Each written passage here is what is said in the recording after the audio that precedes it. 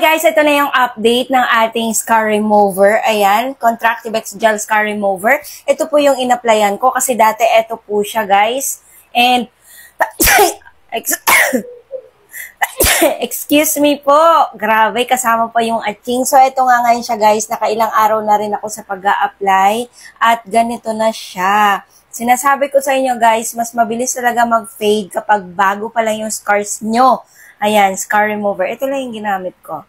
Contractivex Gel. At saan nyo mabibili? Pumunta lang po kayo dyan sa baba ng profile ko. May link po dyan. I-click nyo po yun dahil doon po yan sa ating Orange app. Ayan. Doon lang yun nyo bilhin. Para mas makamenos kayo, yun, doon kayo bumili sa link ng bio ko. Okay? So, ito ngayon.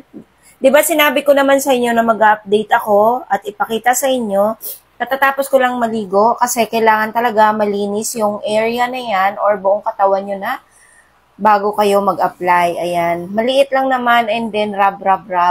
O tignan nyo naman guys, maliit na lang siya at saka ano na siya, medyo wala na. Kumpara sa dati, tignan nyo naman yung dati. Ayan. So, ito na siya guys. Nakakatuwa. Lumiit na siya, oh. Tsaka hindi na masyadong halata yung pilat. So, ayan siya guys. Kung gusto nyo bumili ha, inuulit ko sa link ng bio ko. I-click nyo lang po yan. Tuloy-tuloy nyo lang. Para may bawas kayo kasi medyo pricey to. Ayan. Scar Remover, Contractivex Gel. Bye!